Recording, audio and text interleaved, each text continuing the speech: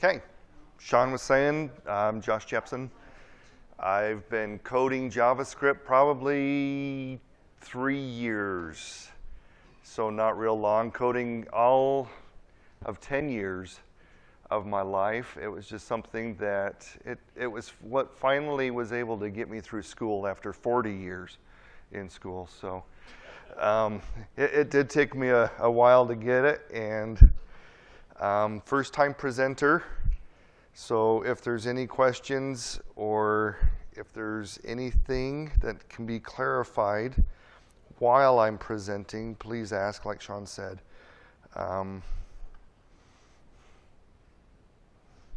I was doing a demonstration with Sean earlier, and so my font is maybe a little too big.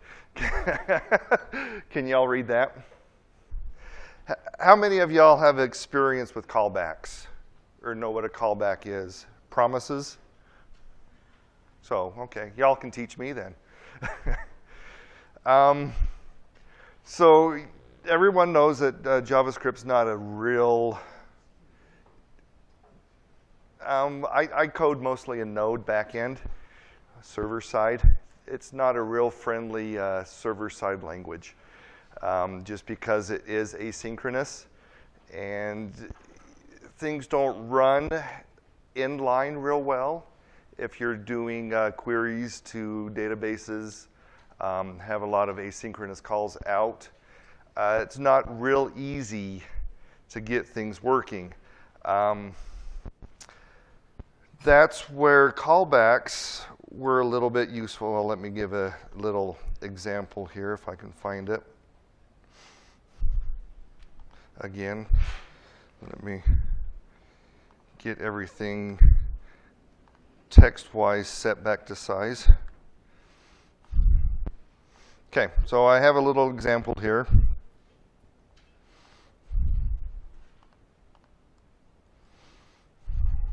Did not copy.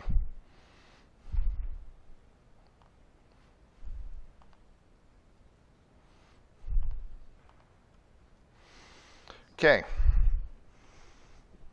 I am a father of 5 kids, most of which want cell phones in this day and age.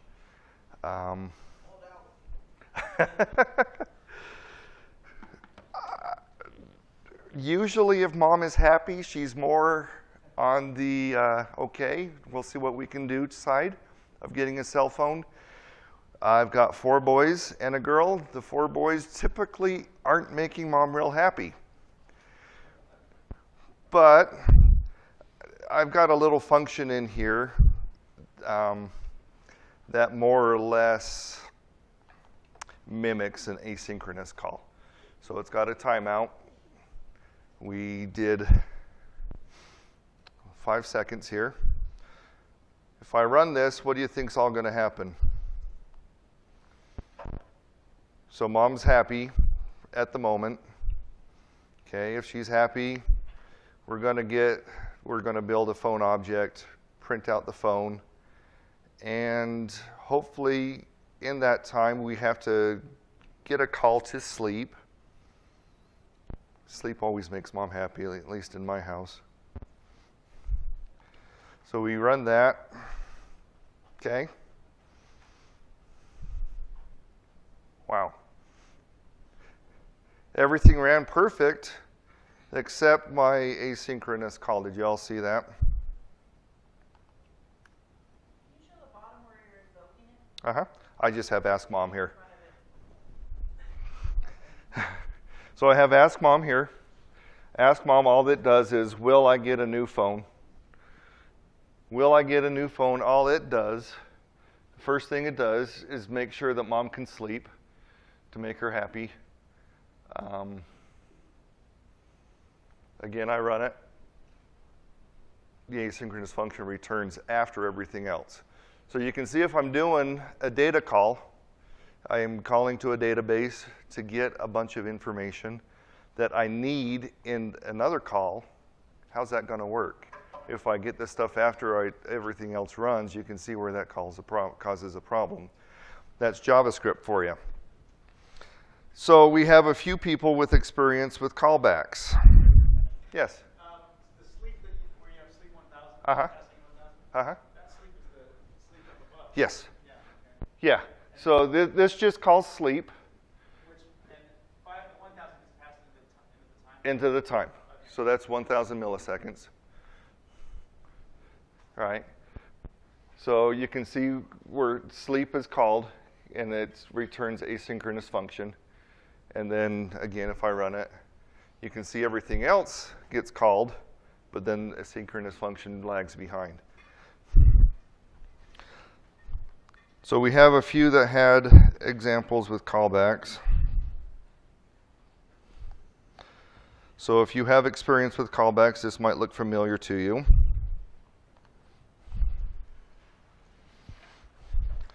Okay, this time, sleep is a callback function. So if you have experience with callbacks, you basically know what it's doing. It takes in two parameters. Takes in the time again, like the previous one did, and it takes in a callback function, correct? Okay, and then in that function, it returns usually a couple parameters. One's an error, one's data, depends on how you want to do your callbacks, and then runs the time. So now you can see here that I'm calling sleep with the time again. There's the time. And here's my function where I pass in, where I receive error and data. So far, we're good. And then I can check with callback. You check to see if there's an error. And then you can continue on and recall back. And then because we have error and data, this always threw me for a loop. I want to return null in the error field and then data, unless it's the error, then you can just return the error. And again, there's ask mom, will I get a new phone, if error, blah, blah, blah, and then just call ask mom. Questions on that yet? So you can see now it's actually running the asynchronous function first, and then it prints everything out.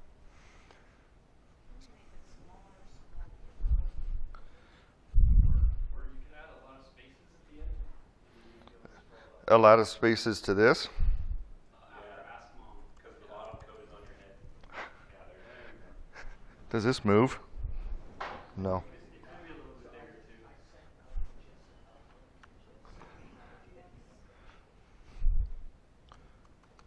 How's that? Okay, so I'm calling ask mom. And then you can see that, again, the first thing that ask mom does is, well, ask mom calls, will I get a new phone? Will I get a new phone? Calls sleep. And you can see that it's actually sleeping now before it continues on. So if you have data that another call needs, a callback works, because then you can wait for that to return, receive the callback, and then do what you need with the data. Problem with callbacks is it can get nested and ugly really quick. How many of you have heard of callback hell? How many of you been in callback hell? There's been a few times where I've had about 5 or 6 callback functions going just for queries that I needed to run. I don't know.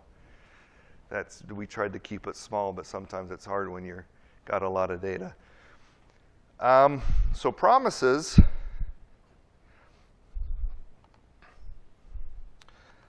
are, well, y'all know what a promise is, right? I promised Sean that I would be here today, so now I'm here. It took me a couple of months to be here. A little bit of a delay, but I'm here. I promised, here I am. That's basically what a promise is, right? So a promise just takes the request,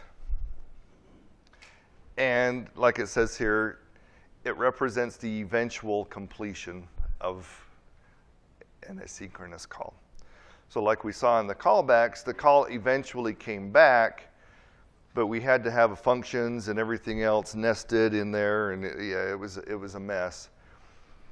Promises are basically, you set the promise, so I have here a new promise with a resolve and a reject. Okay, the resolve is I'm here. Reject, I don't think Sean would have been real happy with me. But that's how you define a promise. You could resolve and reject. Sometimes if you have a function that doesn't need a reject, you don't need it. That resolve and reject though is built into the language, is that right? Mm-hmm. They're keywords in there. Yeah. Okay. They can be anything, but it is, yeah. Okay. Do they have to be defined anywhere? Just in the declaration of the promise. Like you can see. Where you have resolve and reject, you didn't have to define those anywhere else? No. Okay. It's just like a regular function, right? You name the parameters there. It returns a resolve in a. So what's going on is you've got new promise, and promise is a function, and inside there somewhere is defined that it's going to call a function that you give it with 2 parameters. So you can name them whatever you want, but they're defined inside the definition of promise.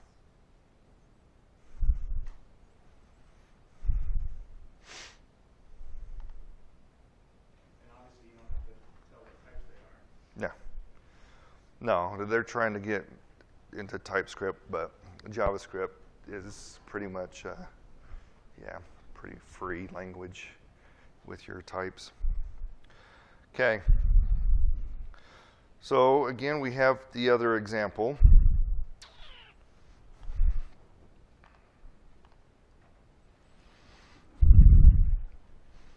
We'll put it over here so I can add the.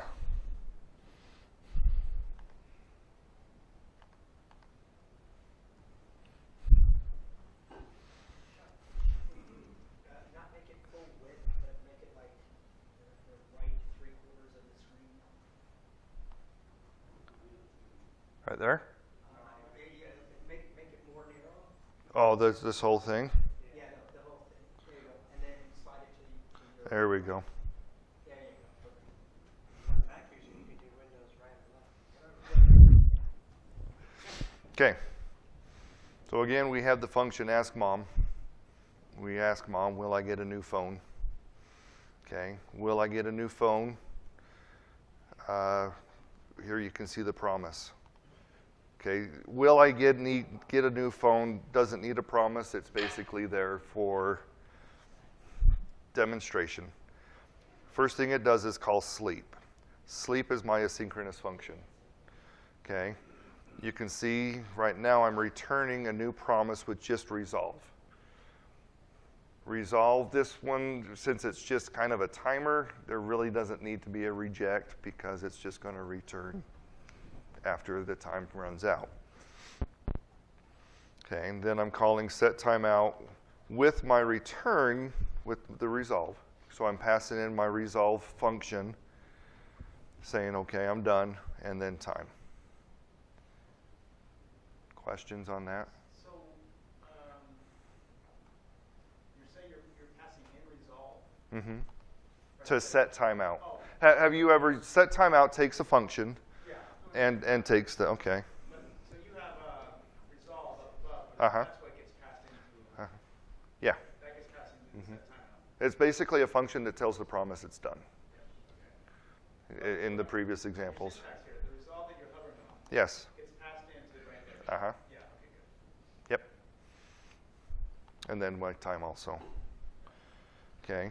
Well, The resolve on line 10, although it's the same word, it's not confused with the other. it's different scope. Okay. Different function, different scope. That's, yeah. You could name them different, but just for the examples, I kept them the same. You can tell that this is returning a promise also, and then my sleep. And then this is what's cool about promises. You can chain a bunch together. Because the promise waits until it's resolved, you can say, okay, after this promise, then do something else. then if it's, you can chain your promises together and you don't have callback hell. You don't have a huge nested function list of functions that, yeah, it's kind of more difficult to, yes? One recent development here.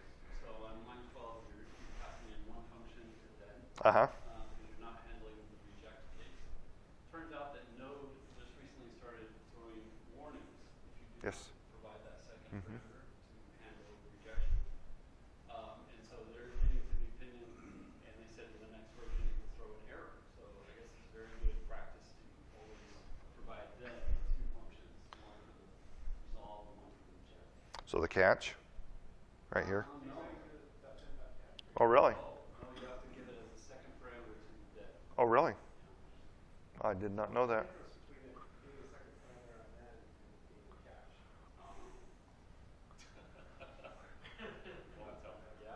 No, I always thought that the catch, that it would filter all up to the catch, right? I didn't know. Thank you. So the fat arrow function is the acknowledgement, is that right? So we'll get new phone. It's it doesn't take in any parameters, and then the fat arrow. Oh, the then. Yeah, isn't that what you're passing in, is all that right there? No, the then is what you want to do after the original promise. So the promise here, I'm sleeping for 5 seconds. Then I could declare, I could say, okay, if this were to return, if the sleep returned anything, I could put the parameter there and say, okay, data is going to be received here. And then I can use data in the then to do whatever the then is doing. This one isn't returning anything, so. Can you open this up in Chrome and put it in the snippet? I thought I had one open, but I guess not.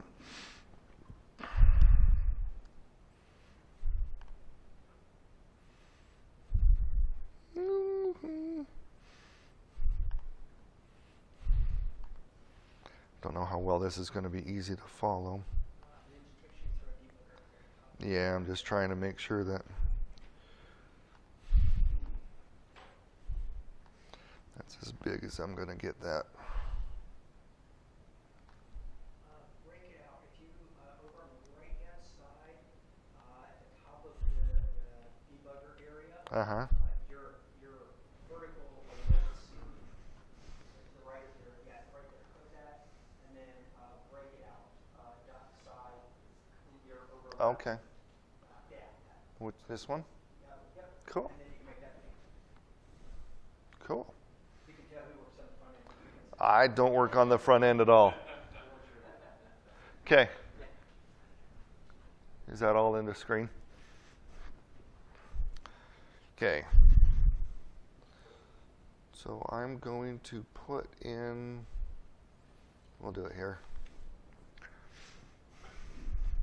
You want me to run it or keep explaining? No, how about the button? Okay, ask mom. We can see what ask mom's going to do. It's going to call, will I get new phone? So if I go into that, you can see, will I get new phone? Then it goes up into the promise. Promise. I don't need that one. Okay. Has a reject and resolve. Oh, we'll go up to sleep. Okay. Again, you've got this, the promise. Console log. show us the value of resolve before we run that set timeout. So if you, down on your scope, I do not use this. so actually hover over the F. So resolve is the key name there. The F is showing you that it is a A function. I've got to show you the function there.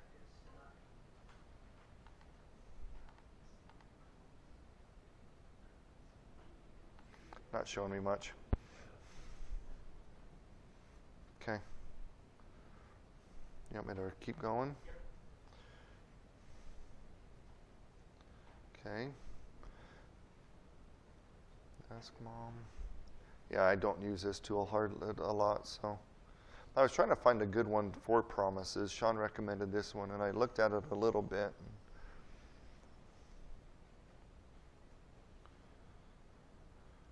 But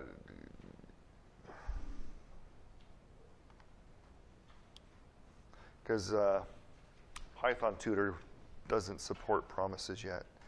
That would have been a tool that I really would have enjoyed using. But you can see that I'm in the asynchronous function. And then phone.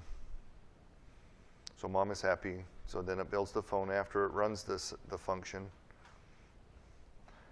And then you can see that after I get the will I get new phone, I have a dot then because it returns the promise. And this one,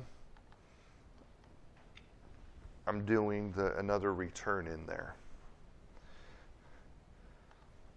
So this is calling the show off function, which is also a promise. Did I see a hand? And then you can see another dot then. And see, my understanding was that with all the return, that it would, if there were any error, it would pass up to the catch, but that's not the case. Or, but you just need the separate parameters also. I'm interested to know. I'm still unclear as to why this is better than callbacks. It's a basic question. In my experience, it's a lot cleaner because you can chain them together. You don't have all the nested functions, right? You can define your function as a promise. Like you can have 5 functions that all return a promise. And then you can all then them, chain them all together instead of having, it is nested just because as an example, I nested that one. What you can do, You don't need to, though. No. since on line 38 you're returning a promise, Mm-hmm. you can pull line 39 Yeah. down below so that then is not nested. You can put it either before or Yeah. after that catch. Yeah.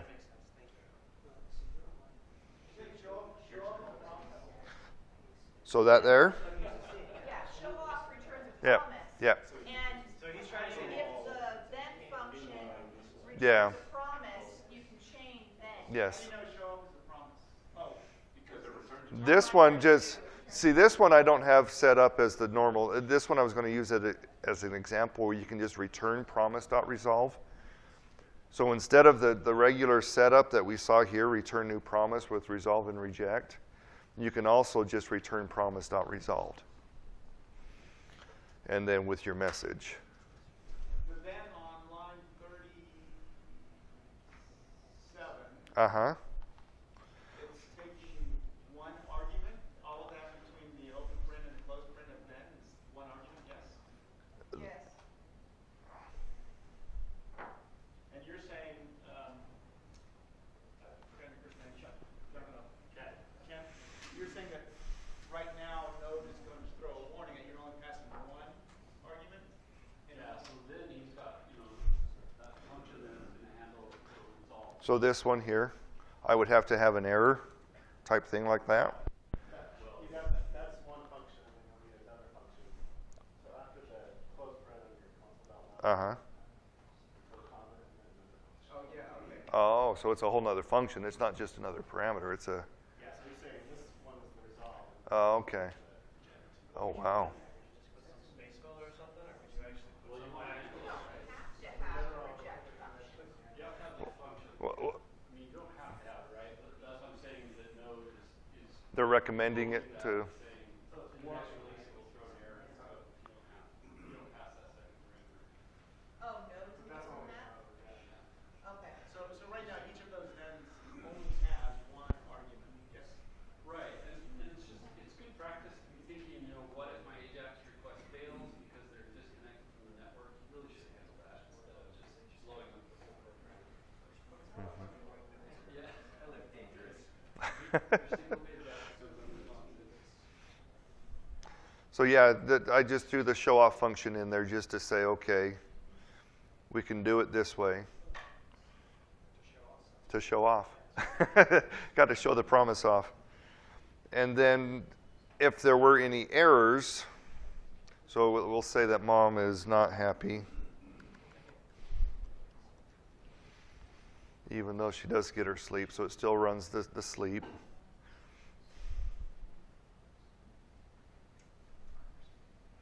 So I'm returning an error, so it all gets passed up to my catch, which receives an error and then prints out the error. So that's what I like about promises, is that you can chain them. So the then is taking the place of a callback? Yes. Okay. Which can be chained and not nested. If I remember, like basically then is what you do with what you get back from the promise. Yes. So, like if you had returned show off, the promise is still going to be there. Then just takes it basically chains off the promise. It all gets passed up to yes. So yeah, then doesn't need to be there, but it's how you work with the promise you're getting. Yes. Yes. So you were saying earlier that line 39 could be moved right above the catch? I had it indented here, meaning that it was part of show off, but because it is being passed up to the original call or the original promise, I can move it back so it's still in line with the original. What you could do is switch it with the line below it. Yeah, swap line 39 and 40. Oh, okay. That's right. I see what you. Then you're chaining the then. Yes. Because then you have, it was a nested then. Yeah. So take your semicolon off of line 40 so that your catch can Yep. continue. Yep. Yeah. Now you've got then catch all chained instead of nesting them. Mm-hmm. I guess it just depends on the situation if you're going to nest your then or not.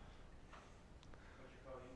Well, You don't have to. promises to avoid Nesting. callbacks, then this is one of the real benefits, is being able to just chain it like that. Yeah. Okay. So then typically you would not nest the then?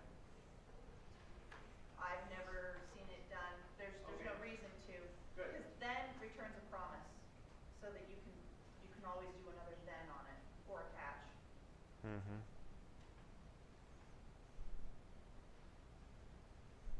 Yeah. Yeah, I didn't catch that. Thank you. I was. Any other questions? Obviously you can nest the then, but it's kind of reverse. You can It do defeats anything the- you want if you really want to. That's not the point. Yeah, so you can. But it defeats the purpose of what you're trying to do, yes. Yeah. I mean, this is a lot easier to read. I mean, you have your, okay, will I get a new phone? Right? It checks to see if mom's happy, so on and so forth. Then I can show off to my friends after my, so it helps with any of your data calls. I mean, you could have 5 different data calls as a separate promise function, and then you can just chain those all together, saying, okay, I've got this data, use this, I got this data, use this, so on and so forth. So. And then open parentheses, you treat them as though they're calling it data. This one? That's just saying, The open parentheses, the federal function, which is open parentheses. oh yeah. It's because this one isn't going to get anything back, so But you call that data. you can call it data, you can call it whatever you want. It's just the data being received from the previous. Okay. Yeah. Like right here, it's data. I can say this is food, right?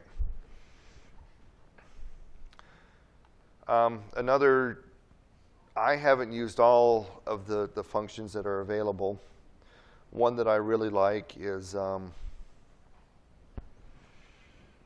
promise.all. Did I? That's not going to work, is it? There we go. So promise.all, I don't have an example of this. What you can pass into it is an array. So an iterable. And then it automatically, you can say, do something. Usually I use this with data calls, right? If I'm updating a bunch of data in a database. I can say update this, update this, update this. I'll put all those in my array, and then I can do a promise all, and it automatically does all that. Then you can have, again, a dot catch. And These are all of the methods. go to what? We just took the promise out. This is all what? Those were all the methods off of promise. Mm-hmm. So yeah, you can see that it's got promise 1, promise 2, promise 3. So you can even set promises. Does it resolve those promises in order, or it just Yes. first come, first served? It's in order from my understanding. And then in this case, it, Doesn't it like not do anything until they're all resolved? yeah, So it doesn't matter what order it's in. yeah. But if they're, yeah. So promise 1 resolved to 3. And then we have 42, and then it just resolves. It looks like a foo after 100.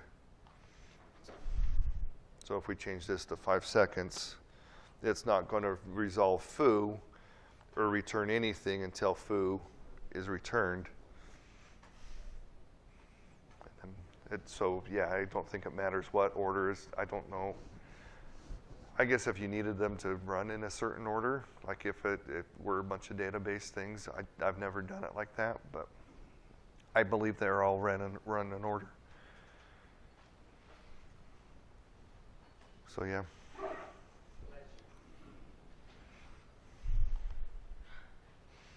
Any other questions or? Yes. How does the catch method work? The catch method. Yeah.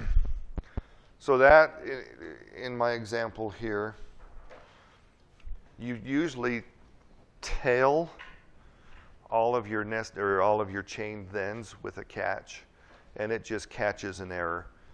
So you can see in this example where mom wasn't happy, I threw an error right here. It recognizes the error and just automatically it stops. No, it doesn't stop. It still chains them all together until it gets down to the catch, and then it throws your error. You should always use a catch, yeah, just like a try catch. There is another thing that I haven't experimented much with, and that's the race.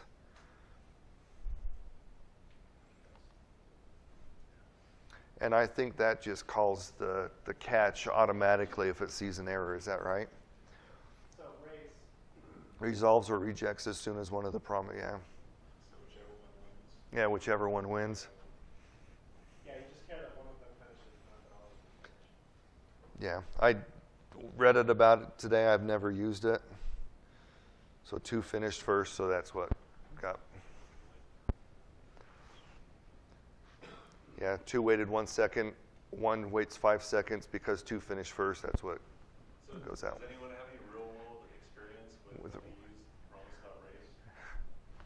I was hearing about it. I never use it, but this is a case scenario. You have an organization that has a worldwide impact. Facebook, Amazon, whatever company that has servers all around the world, and you provide a service to your customers all around the world. And basically, it doesn't really matter where you are. So basically, for that reason, you have different data servers, one in America, one in Europe, one in China, and you grab your laptop and your laptop call, make a call to all the servers because all of them have the same data. But it's gonna take longer to if you have your servers in America and you are in Hong Kong, I think the Tokyo is gonna the server. So basically, it's gonna say like call everybody and whoever gets in the data first in that precise moment kill everything because all are gonna give you the same data, and that's gonna provide to your customers faster services. And this is gonna be applicable not for my mom and pop shop because their customers are in the same city. This is for Amazon and the other people who say like I want the fastest, killing it really fast anywhere you want. Does that answer the question? Yes, I It wasn't a real world experience. Could you go back to your code for a second? Which one? The promise? Go back. Where's your data? Right here? Yeah, so data such that you're going to log it. Where does that come from? The data? Yeah. So I'm calling return show off. Okay. Okay, so will I get a new phone? Returns. Then I call return show off. Show off returns a promise that returns a message. So it actually has a return value. That's what I'm setting data to. So message now goes into data here, and then I log that out. So if you have a promise that has a return, that's when you want to say, okay, this is my data. Then this is what's going to return from the promise before. Use this in the... So promise.resolve is a way to pass. Promise.resolve is the way to keep your promise. Okay. Promise.reject says, I'm not going to listen to you. All right? Yeah. Got a problem. So yeah, promise.resolve is the promise keeping its promise. Saying, okay, I'm going to return this data to you eventually. Once it's returned, I'm going to resolve it. And so, any other questions? Or I don't know if you want to do another example. Could you set mom back to true and just run it again? Uh-huh.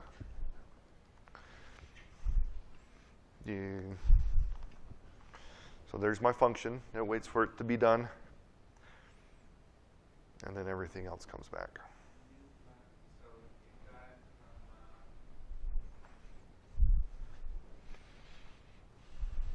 from, Let me do this.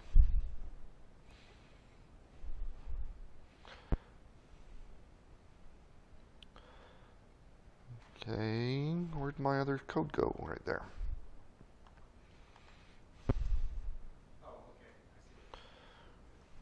So I have this one, right? This is the asynchronous call that isn't handled.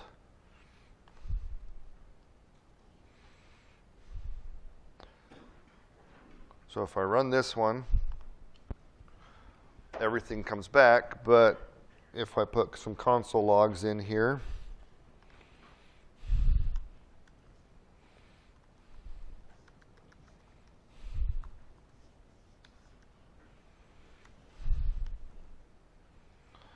copying, we'll say this is the second call. I'll just name that 2.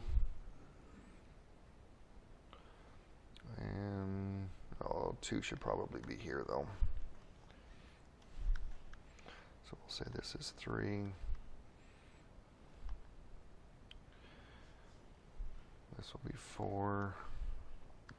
So these should all be running in order, right? We'll just run it at that. So you can see 1, 2, 4, 5, and then in 5 seconds, here comes number 3. So that's my asynchronous call to a database. I'm pulling a lot of data, or I'm having a big call. It's not coming back in a timely fashion. which could cause a problem. Which probably will cause it. If you need to use that data somewhere else in your... And you're not waiting around for it, then you're going to have a problem. Exactly. So now if I grab my promise,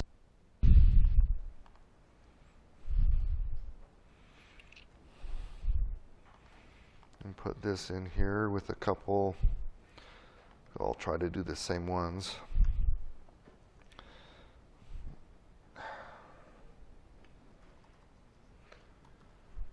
So this is my 1.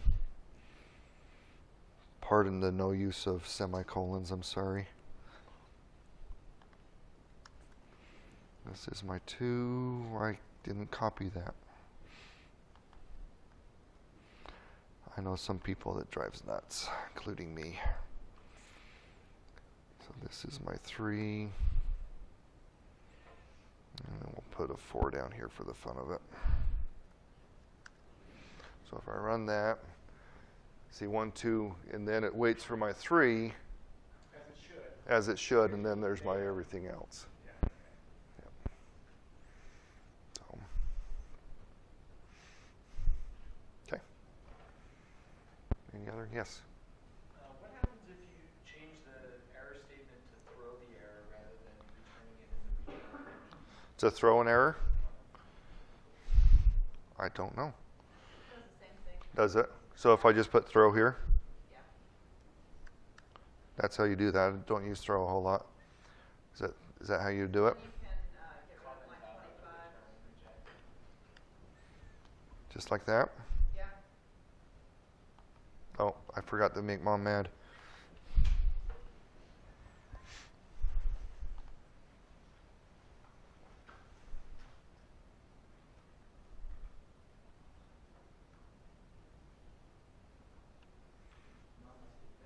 Yeah, she's not happy at all.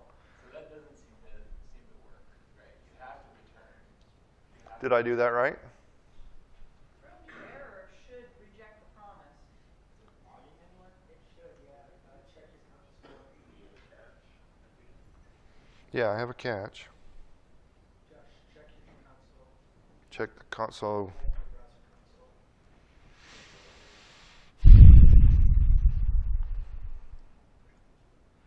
Do I need a breakpoint in this anywhere?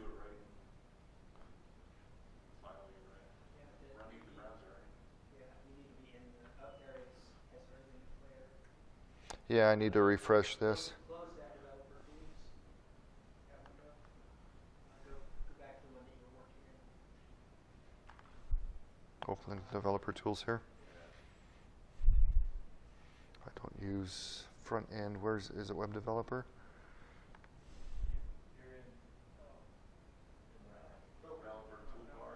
Debugger?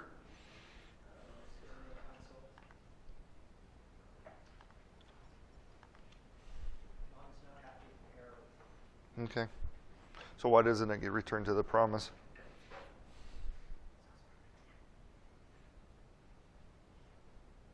Any ideas? Because I said I don't usually do that. Throw new error. Did I do that right? Yeah, it is showing, but why is it not returning? Why is it not going to my catch? Well, that was kind of my question. Yeah. If you throw it, does the promise naturally catch it? Or do you have to return, the error? I think my understanding is because I have reject here.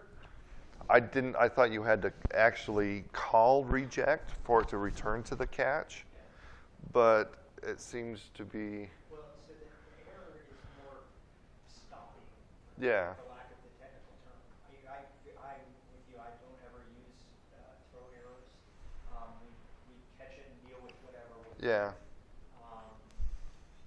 Instead of catching it, try putting it as the second argument. You want me to do that? So in my, I did that in show up. No. So do it here. Yeah, no, Josh, we'll go back up where you throw that error. Uh-huh. So we're discussing difference between line 24 and 25. Yes. So I don't ever read 24. Try adding the second function into the then thing and see if it displays. So that would be, will I get a new phone? That would be here, right?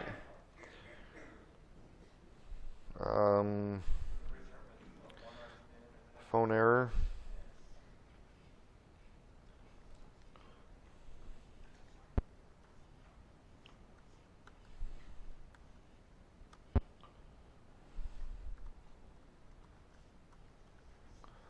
That look right?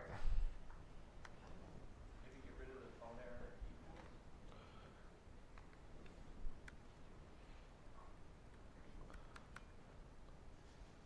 Well, it needs to be defined as a function, right? Delete up to the column. Delete up to the right here. Delete all that. No. Just delete phone error and Yeah. the equal sign that's there. 'Cause you're I thought I was doing it as another function. Okay. There we go. That makes sense. Thank you.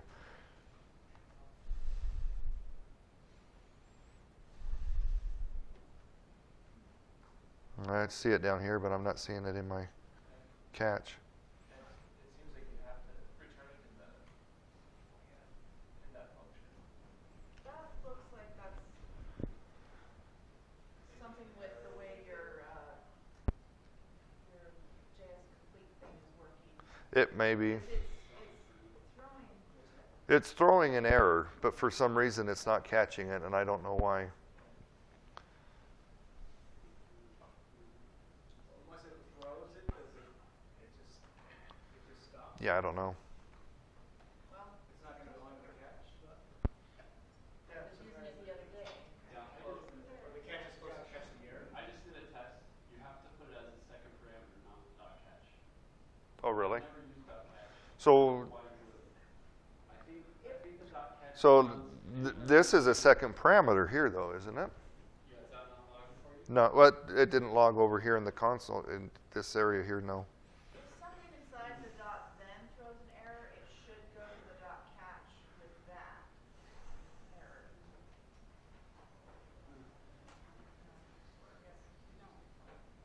Yeah, it might just be the way JS Complete's handling it.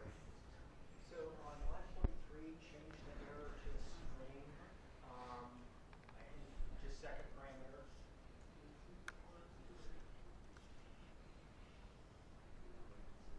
Just mark it as second parameter or something like that. And then on 46, change that error message to a string that's different than the one on 43. Yeah,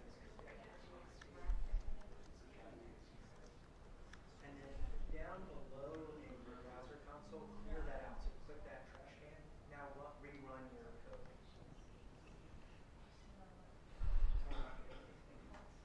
Well, it takes 5. Mom is not happy.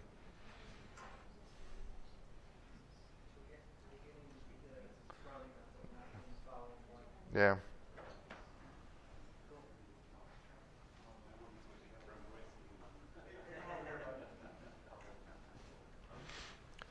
Yeah, I'm going to have to play around with that. No, that's fine. He didn't break it. I am too. I've never done throw. I usually just handle it in the reject and call it good. So, yeah. Okay. Any other?